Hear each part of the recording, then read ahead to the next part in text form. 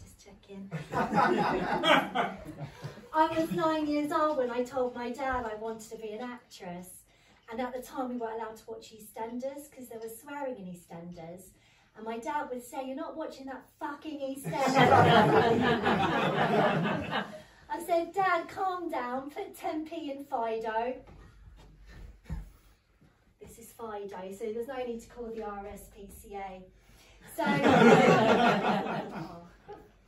that's an impression. So, yeah, so when I told my dad I wanted to be an actress, he said I was going to be in unemployment. And at the time, there were other shows that we weren't allowed to watch on the television because of the fucking swearing.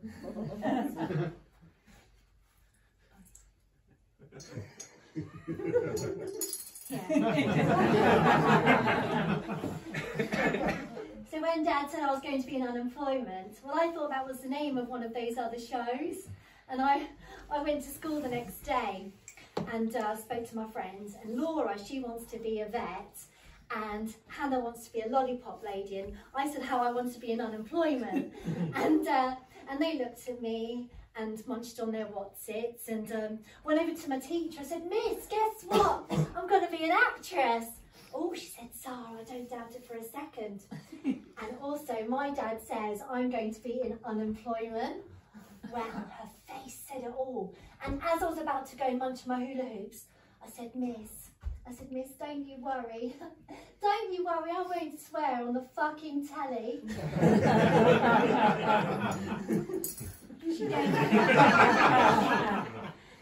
Thanks, Chris.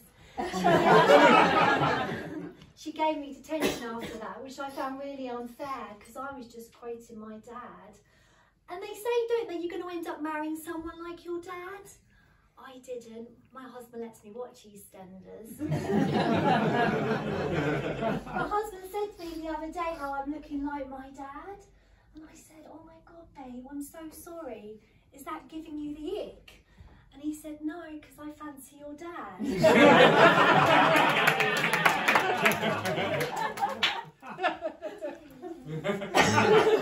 said it. I said, "Can I put that in my set?" And he went, "Yeah."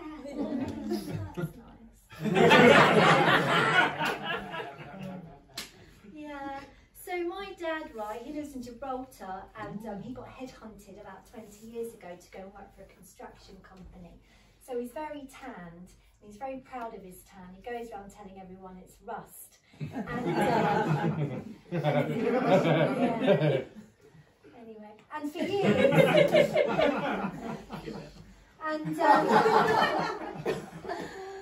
and for years he led me to believe that he was born in Scotland because his parents were born in Scotland, so my grandparents.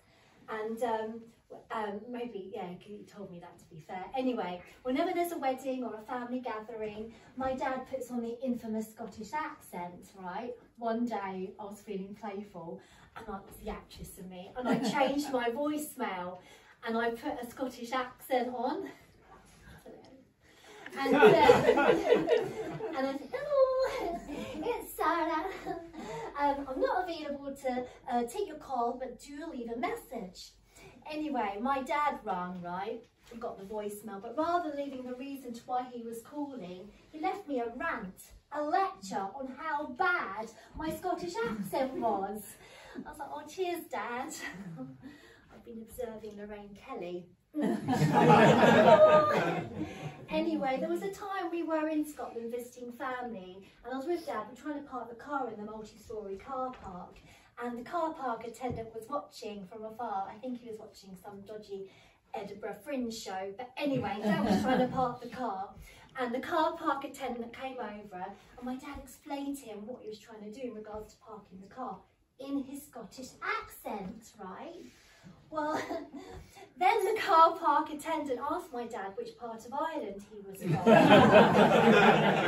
which was very amusing because that rust that Dad was so proud of, it got turned into copper. Yeah.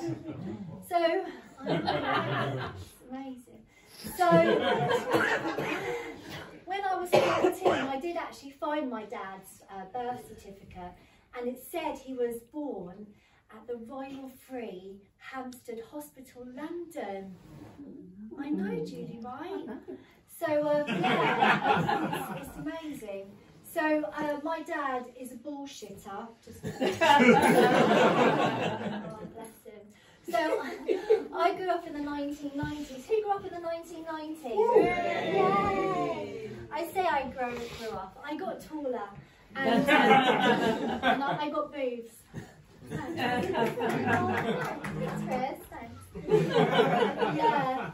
To earn our pocket money, though, we had to do chores around the house, and the big money earner was hoovering the house, the whole house, 3 bedrooms and a conservatory. Dad called it the conservatory. It was the garden shed, and yeah, and that's before it got blown away, which was my fault because I leaned on it.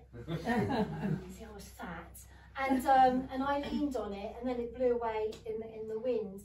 And yeah, Dad was an accountant for a construction company, so that was a numbers game. But thanks, I just added that in yesterday.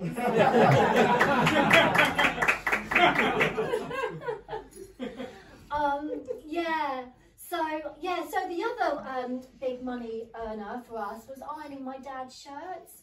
We got 10p per shirt. 10p. But in the 1990s, 10p went a long way because you could buy a chomp. Can you? You could buy a Freddo. Yeah. You could buy 10 1p sweets. Yeah. The list is endless, isn't it? Yeah.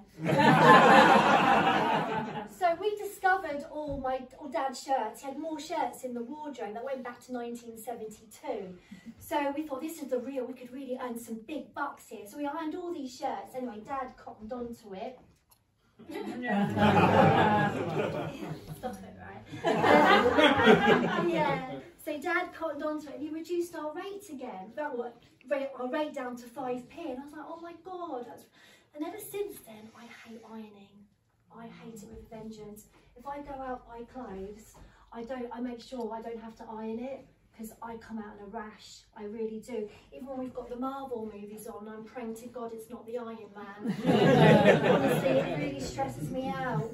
And one day, my husband, he was ironing his pants.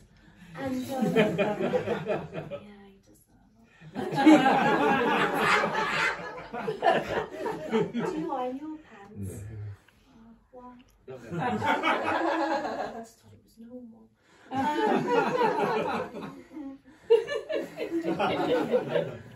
We'll get there. Yeah. So husband, he was ironing his pants, and I said to him, "Oh, I think I've got iron trauma." And my husband, yeah, he just creased with laughter. Yeah, you've been a lovely bunch of